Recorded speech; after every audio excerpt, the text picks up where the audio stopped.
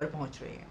तो बड़ी शख्सियत जिस तरह मैंने बताया कि दुनिया की बड़ी ताकतों की बड़े लीडर्स वहाँ पर मौजूद होंगे। अच्छा, क्योंकि ऋषि सुनक वो पहली उनकी ये इस तरीके से मीटिंग होगी, तो हम ये देखेंगे कि वहाँ पर एक बड़ा इवेंट वो फर्स्ट टाइम अटेंड करने जा रहे हैं। तो उनकी बॉडी लैंग्वेज क्या रहेगी, उनकी मुलाकातें किस-किस से होंगी। मैं समझती हूँ कि उनकी एक मीटिंग तो मैं देख रही हूँ कि इंडिया के पीएम मोदी के साथ होगी, ऐसा लग रहा है, महसूस हो रहा है कि ये होगा। और बाकी देखेंगे कि किस-किस से उनकी साइडलाइन्स मुला जय हिंद। स्वागत है आपका हमारे चैनल पर एक और लेटेस्ट वीडियो में। दोस्तों, पाकिस्तान में जब इमरान खान प्रधानमंत्री था तो जिस तरह अपनी फौज को वह बाहर से पैसे लाने के लिए अक्कड़ दिखाता था, भीख भी जो दूसरे देशों के पास भीख भी जाकर मांगता था, लेकिन अक्कड़ भी दिखाता था। उसकी बदौलत पाकिस्तान को कहीं से भी पैसा नहीं मिल रहा था और पाकिस्तान को यहाँ तक कि IMF के पैसे भी रुक गए थे। उसके बावजूद पाकिस्तानी आर्मी ने इमरान खान को वहाँ से दफा किया और इमरान खान दफा करते ही जिस तरह पहले कह रहा था कि मैं सड़कों पर जाकर और खतरनाक हो जाऊंगा, ठीक वही रवैया इमरान खान ने दिखाया। और दूसरी तरफ दोस्तों, पाकिस्तान के नए प्रधानमंत्री शहबाज शरीफ ने आते ही भीख मांगने का बिल्कुल शौक के साथ नजरिया अपनाया और चाइना, सऊदी अरब, इजिप्ट कहीं भी नहीं छोड़ा। और दोस्तों, कर्ज मांगने के साथ साथ पाकिस्तान के प्रधानमंत्री ने यह भी कहा कि जो पहले पाकिस्तान को दिया हुआ कर्ज है उसको माफ भी कर दिया जाए। तो दोस्तों, जब अब इजिप्ट के दौरे पर थे तो वहां से भीख इकट्ठी की और उसके बाद लंदन भी पाकिस्तान के प्रधानमंत्री गए और जब उससे उनसे इस पर सवाल पूछा गया तो उन्होंने कहा कि मैं नाश्ता करने गया था। 4 करोड़ से ज़्यादा लोग पाकिस्तान के बाढ़ पीड़ित है और उसके बावजूद भी पाकिस्तान के प्रधानमंत्री इस तरह की अय्याशियां कर रहा है। वहीं दूसरी तरफ दोस्तों, भारत आए दिन तरक्की करता हुआ जा रहा है और पाकिस्तानी मीडिया देखिए भारतीय प्रधानमंत्री नरेंद्र मोदी जी के बारे में किस तरह तुलना करके चर्चा कर रहा है। और दोस्तों, अब G20 की समिट में जिस तरह अब ऋषि सुनक के साथ भी भारतीय प्रधानमंत्री नरेंद्र मोदी जी की मुलाकात के चांस बताए जा रहे हैं। तो दोस्तों, इसको लेकर भी पाकिस्तानी मीडिया देखिए किस तरह की अपनी राय रखता है। तो चलिए दोस्तों, करते हैं वीडियो स्टार्ट। समझते हैं कि ताइवान के हवाले से इसके ऊपर बात होगी। ये भी कहा गया कि यूनाइटेड स्टेट्स के प्रेसिडेंट की जो भी बात होगी वहाँ पर, उसके हवाले से स्टेट डिपार्टमेंट को भी अवेयर किया जाएगा, आगाह किया जाएगा और ये खबरें पूरी दुनिया तक पहुँचेगी। सिर्फ यही नहीं बल्कि इसी के साथ एक और ख़बर भी आ रही है और वो ख़बर ये है कि भारत के पीएम मोदी भी बाली जा रहे हैं और वो भी इन मीटिंग्स में शरीक होंगे, यानी वो भी साइडलाइन मीटिंग्स में उनके काउंटर पार्ट्स से उनकी मुलाकातें होंगी। वो भी बड़ी अहम मुलाकातें होंगी क्योंकि एक तरफ जहां ये एक बड़ी इंपॉर्टेंट मीटिंग जो कि प्रेसिडेंट शी और प्रेसिडेंट बाइडन के दरमियान कही जा रही है, तो क्या सवाल ये है कि पीएम मोदी और प्रेसिडेंट शी के दरमियान भी मुलाकात हो सकती है? क्या पीएम मोदी और प्रेसिडेंट बाइडन के बीच भी मुलाकात होगी? किस किस की मुलाकात होगी? देखिए, हम इस वक्त बात कर रहे हैं स्पेसिफिकली 3 कंट्रीज़ के कि जी ये 3 की बड़ी अहम मुलाकातें कि भाई ये वहाँ पर पहुँच रहे हैं, ये खबर आ गई और इनकी मीटिंग भी होगी। जो चाइना और अमेरिका है उसकी तो सिग्निफिकेंस इसलिए बढ़ जाती है कि जब से प्रेसिडेंट बाइडन ने इक़्तिदार संभाला है उसके बाद से प्रेसिडेंट जो बाइडन और प्रेसिडेंट शी के दरमियान ये फर्स्ट मीटिंग होगी।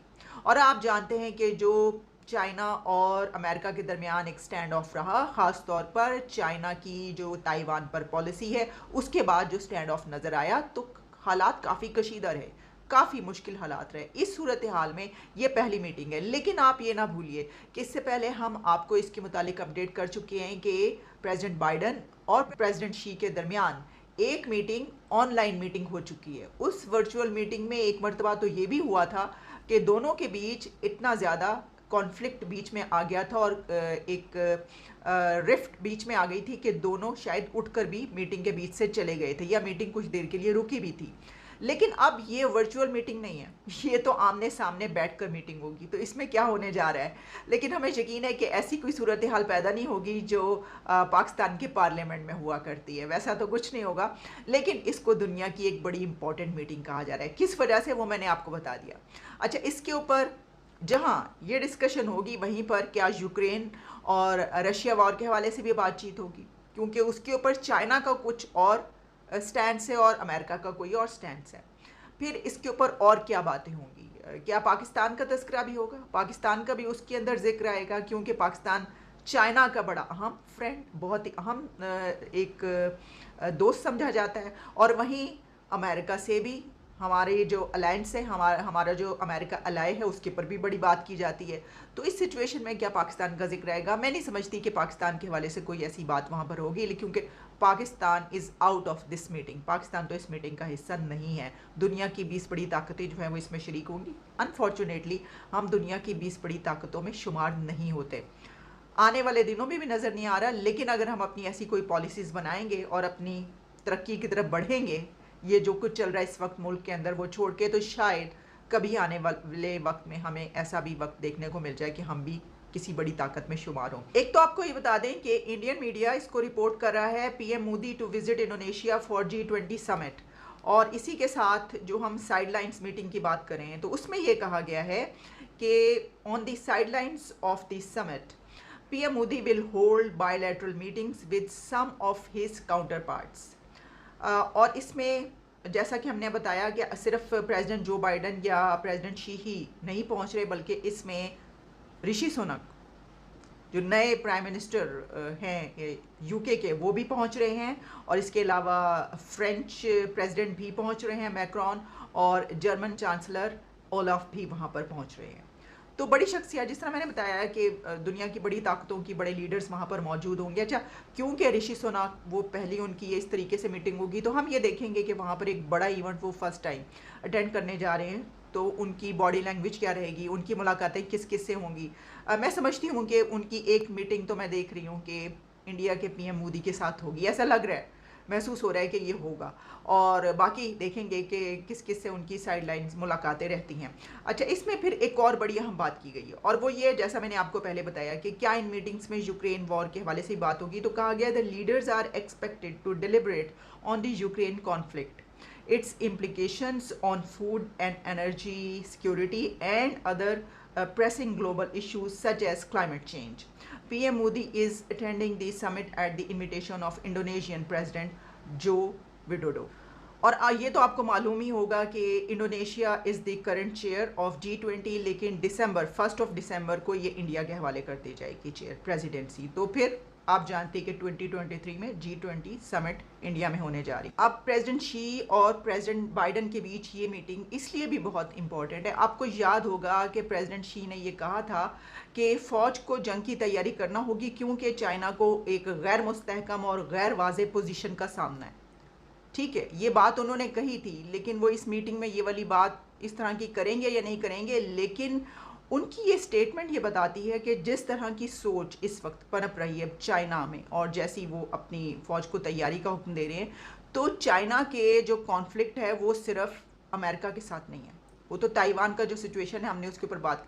इसी के साथ हम देखते हैं कि इंडिया और चाइना के बीच भी एक कॉन्फ्लिक्ट मौजूद है, और उस पर भी वक्तन फ़वक्तन बातचीत होती रहती है, और जो कुछ पिछले दिनों में हुआ वो भी हमने देखा। लेकिन इसके ऊपर एक और बड़ी अहम बात ये कि इंडिया के एक्सटर्नल अफेयर्स के मिनिस्टर डॉक्टर जयशंकर ने ये बयान दिया था कि जब तक अमन नहीं कायम होता तब तक चाइना के साथ किसी भी किस्म की कोई सूरत हाल बेहतर हो या उनसे बातचीत हो, इसके ऊपर देखना पड़ेगा। तो हमने देखा कि उसके बाद हमें कुछ लगा कि कुछ अमन कायम हो रहा है, लेकिन क्या ये जो चाइना ने बात की है ये किन किन कंट्रीज़ के लिए की है, तो इसलिए ये ज़्यादा अहम हो जाता है कि क्या पीएम मोदी की मुलाकात भी प्रेसिडेंट शी से होगी। ये बड़ी एक अहम बात है। वहाँ पर अगर ये मुलाकात हो जाती है तो फिर जिस तरीके से प्रेसिडेंट शी और प्रेसिडेंट बाइडन की मीटिंग को लिया जा रहा है उसी तरीके से उसको भी लिया जाएगा। तो ये सब चीज़ें सामने हैं। चलिए बढ़ते हैं हम अपने अगले एक और टॉपिक। मैंने आपको कहा था कि मैं आपको बताऊंगी, और वो ये है कि हमने कुछ दिन पहले ये बात की थी कि यूएस की एक स्ट्रेटजी पॉलिसी सामने आई थी, जिसमें उसने कुछ कंट्रीज़ को अपना अलाय बताया था, बड़ा स्ट्रॉन्ग पार्टनर बताया था, क्लोज पार्टनर बताया था, उसमें इंडिया भी था, जिसमें कहा गया था कि जनाब इंडिया हमारा बहुत क्लोज पार्टनर है। अब इसी तरह की एक पॉलिसी फ्रांस की तरफ से भी आई है, और फ्रांस की इस पॉलिसी में भी कुछ ऐसी ही बात की गई है, जिसमें ये कहा गया है कि France in its just released national strategic review, जिसमें उन्होंने ये कहा है कि committed to building partnership with its key strategic partner India besides Japan, Australia, Indonesia, Singapore. यानी उन्होंने अपने कंट्रीज़ जो कि बड़े अच्छे उनके जिनसे ताल्लुकात हैं उनकी तो बात की, लेकिन उसी के साथ उन्होंने ये कहा कि वो इंडिया को अपना एक स्ट्रेटेजिक बहुत क्लोज पार्टनर समझता है। सिर्फ यही नहीं, अगर आप देखें फ्रांस डिप्लोमेसी, वहाँ पर भी पब्लिश इस डिटेल में ये सारी चीज़ें हुई हैं, जिसमें मैं देख रही थी, जिसमें उन्होंने ये कहा गया उसके अंदर के coming to India as my first bilateral visit to Asia felt like a natural choice as India is such an important partner for France in the region. फिर ये भी कहा गया in January 2023 our two countries will celebrate the 25th anniversary of our strategic partnership and we are looking forward to it. ठीक है, अब देखें, इसको इस तरह लिया जाना चाहिए कि फ्रांस और इंडिया का मामला अलग है। वो इससे पहले मैं देख रही थी कई जगहों पर इंडिया की तरफ से भी फ्रांस के लिए बड़े अच्छे ख्यालात का इजहार किया गया था और उनको बड़ा एक क्लोज पार्टनर कहा गया। ऐसा नहीं है कि वहाँ से ना कहा गया हो, लेकिन इस तरफ से बाकायदा अपना एक रिव्यू जब बनाना, एक स्ट्रेटेजिक पॉलिसी बनाना, उस पॉलिसी के अंदर किसी कंट्री को अपना क्लोज पार्टनर कहना। तो देखा होगा दोस्तों किस तरह से पाकिस्तानी मीडिया अपने प्रधानमंत्री से ज़्यादा नरेंद्र मोदी जी के बारे में चिंता पाकिस्तानी मीडिया को हर समय रहती है। और पाकिस्तान के प्रधानमंत्री तो अगर दुनिया में कहीं जाते हैं तो अब तो लोग उनसे कतराने लगे हैं, क्योंकि इनकी नज़रें ही सिर्फ सामने वाले देश के जेब पर होती है और जहाँ भी जाते हैं वहाँ पर भीख मांगते हैं। यह पाकिस्तान के नए प्रधानमंत्री शहबाज शरीफ खुद कह चुके हैं। तो दोस्तों अब देखते हैं नरेंद्र मोदी जी की इस यात्रा को लेकर और भी पाकिस्तानी मीडिया का किस तरह का रिएक्शन आता है। तो हम आपके लिए दोस्तों उसके एक से एक लेटेस्ट वीडियो सबसे पहले लेकर आते रहेंगे। आप हमारे साथ जुड़े रहिएगा। हमारे हौसला अफजाई के लिए प्लीज़ वीडियो को लाइक कीजिएगा, चैनल को सब्सक्राइब कीजिएगा। मिलते हैं अगले वीडियो में, तब तक जय हिंद, वंदे मातरम।